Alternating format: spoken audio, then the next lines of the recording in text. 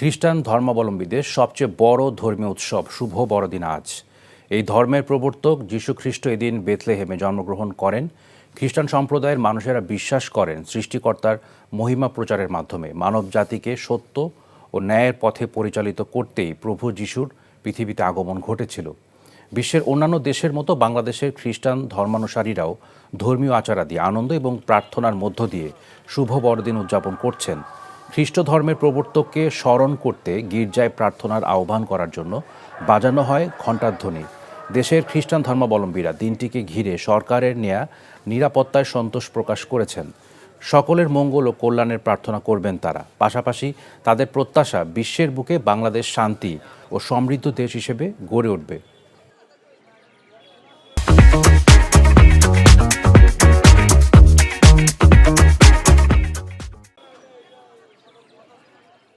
সবাই আনন্দ করুক এবং হাসি খুশি থাকুক, সবাই যেন ভালোভাবে বড়দিন পালন করতে পারে। সবাইকে মেরি ক্রিসমাস।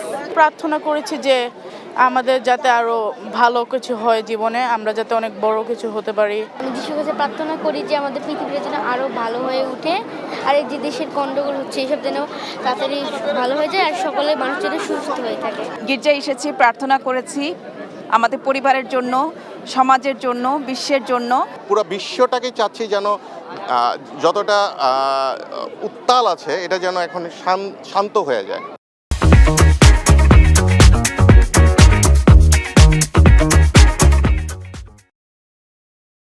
চাকরি পেয়ে গেছি। চাকরি? আপনার কি কোনো কমন সেন্স নেই? আপনি একটা মানুষের বাসায় ঢুকে পড়ছেন কিভাবে? বাসায় প্রবেশের কি নিষেধ আছে নাকি? এই অসময়ে ছাদে আসার কারণ কি? নতুন করে কারো প্রেমে পড়লেন নাকি? আমি আকাশ দেখছিলাম, আকাশ দেখতে দেখতে হারিয়ে গেলাম, হঠাৎ করে আপনি আসলেন।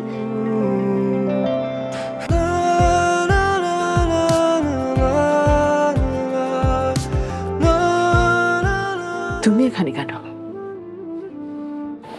আমার অনুমতি নিয়ে এখানে আসা উচিত ছিল তোমার। মা, এই ছবিটা কার?